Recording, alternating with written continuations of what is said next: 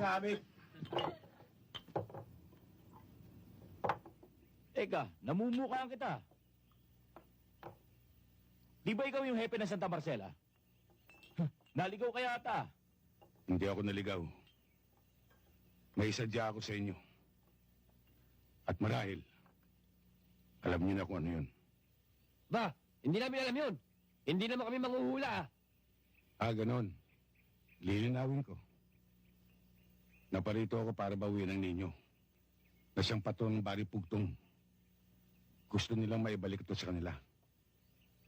Hindi dahil sa taglay nitong hiyas at ginto. Kundi naging bahagi na ito ng kanilang pananampalataya sa maraming henerasyon. Hindi naman namin kinuha ang pananampalataya.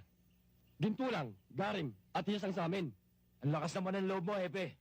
Dumayo ka pa rito na nag-iisa. Hindi ako nag-iisa. May kasama akong 3.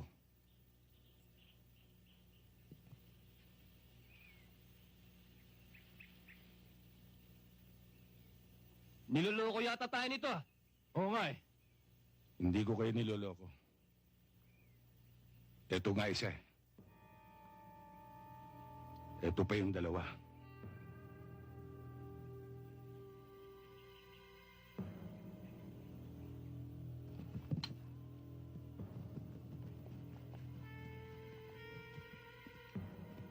Bibigyan ko pa kayo ng pagkakataon.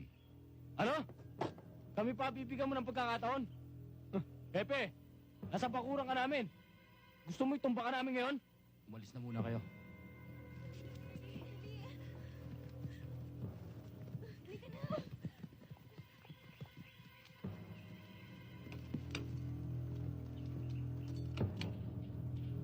Ibalik nyo lang ang ninyo. Para wala tayong problema. Anong problema? Ikaw ang may problema. Pumasok ka sa umunol.